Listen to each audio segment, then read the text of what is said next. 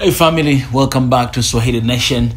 I'm grateful to be here, and today I want to share some few things about Africa and what is happening. If you're new to this family, please do not hesitate to subscribe, turn on the notification button. You can follow us on social media, Swahili Nation Network on Instagram, and the links for the petition of One Africa right now, it is in the description. You can join membership, Patreon, etc. I want to share two things that is happening in Africa right now, and I think it's a big of a deal, and we need to address and to talk about it. I think we have heard. First thing is about, Rwanda says it has agreed to take up to 250 migrants from the United States. Guys, you can check this news on Swahili Nation Network, Instagram. It says Rwanda has said it will accept up to 250 migrants from the U.S. in a deal agreed with the President Donald Trump administration.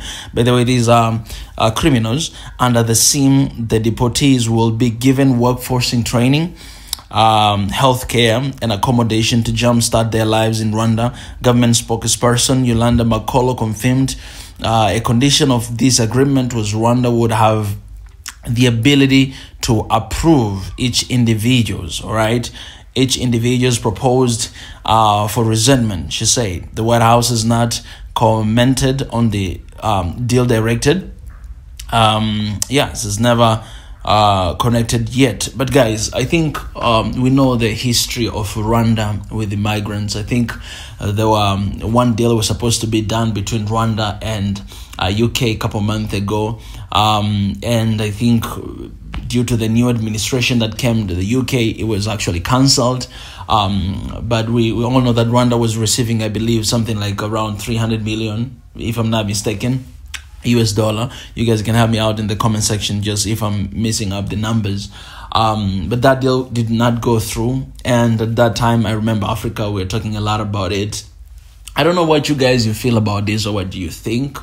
But these are migrants from different countries across the world. Rwanda opened up its borders and the country to bring them in and to take care of them. At the same time, I believe that this is an act, it's a transitional act, because they're not coming for free, right? They've been given money to the government of Rwanda in order for them to make that deal and to take care of that.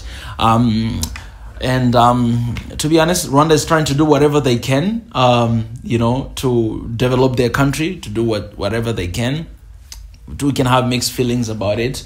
Personally, I have mixed feeling as well. I really don't have one say straight. I can say that this is good or this is bad. I'm staying somewhere at the middle, but that's why I'm opening up these conversations so that I can get to hear your suggestions and your opinion as well in the comment section. But most importantly, this deal about the Rwandan United States. I know that Donald Trump has been trying to cut a deal between Congo and Rwanda tension for a while and to bring about peace between these two nations. To be honest, nothing has happened yet, because as recently we've shared about how many people were killed in a church in Congo, and right now we see this deal with Rwanda. I don't know if this is the outcome of Rwanda agreeing to this deal. We don't know, because we don't see the details of that, and we don't know how much Rwanda is receiving from the US deal. But these 250 individuals will come to Rwanda. They'll be in the house arrest. They're not going to go to prison, and they'll be training, and they'll be equipped to be, the citizen of the world.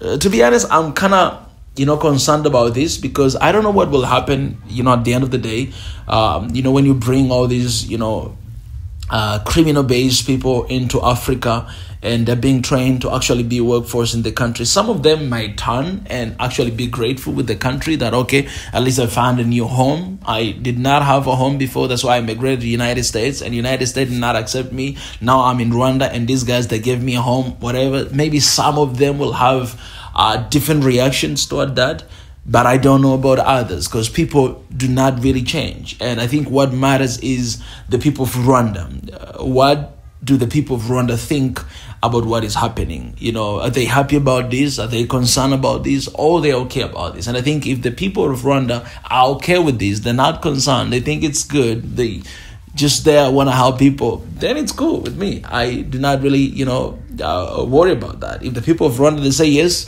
who am I to say no? Because I remember when we talk about west side of Africa, Burkina Faso, Niger, and Mali. You know, all the time we talk about, okay, the people of these countries decided to have a new regime, decided the military role to rule their country, all right? Ibrahim Traore, he's going to stay there for 5 more years, all right? The president of Mali, the same thing as well. If the people of Burkina Faso, Mali, Niger decided to do that, then who are we to oppose? And we see how things have changed. We see how things are being transformed. So I got to believe that Rwanda, they know what they're doing. And one of the safest countries in the continent actually is Rwanda. Some people, they, debate that it's not really safe, but it is the fear.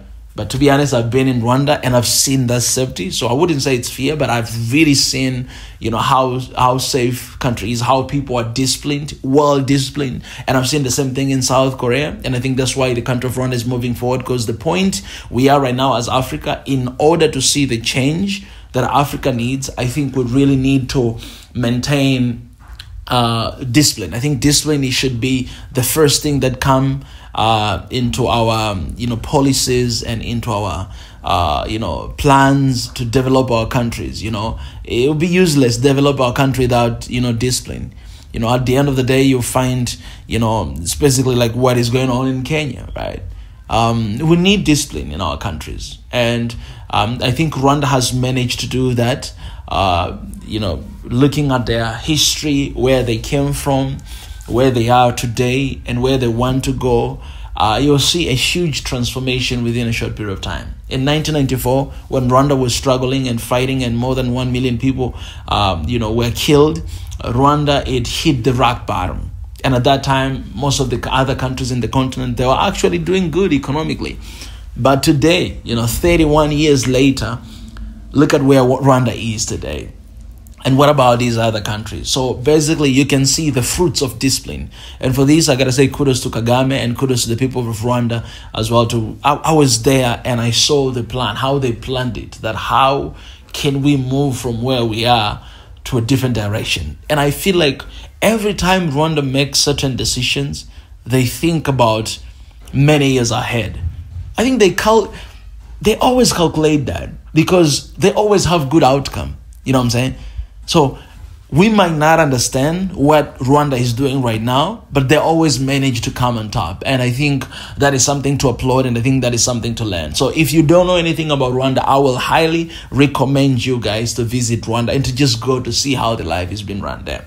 Because I hear there's a lot of comments all the time and talk about Rwanda. There's a lot of things all the time when I talk about Rwanda. But when you go there on the ground, you'll actually see, how beautiful this country is, how beautiful the people are, how disciplined they are. And I think that is really important for the development of our continent. We don't just need the development of our buildings and all that stuff, but we need our discipline to be shaped, to be really high there on top in order to excel in the levels that we can ever imagine. So guys, all right, I don't want to be the only one talking about this. Please let me know, Rwandese people, let us know in the comment section. What do you think about this deal? Do you guys agree with this?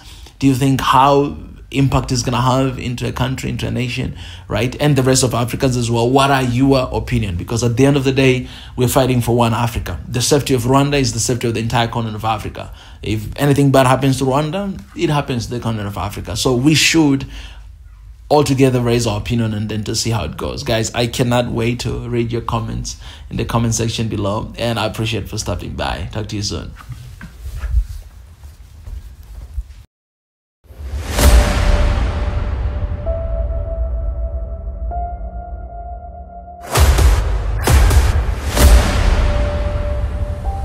This is the journey to one Africa.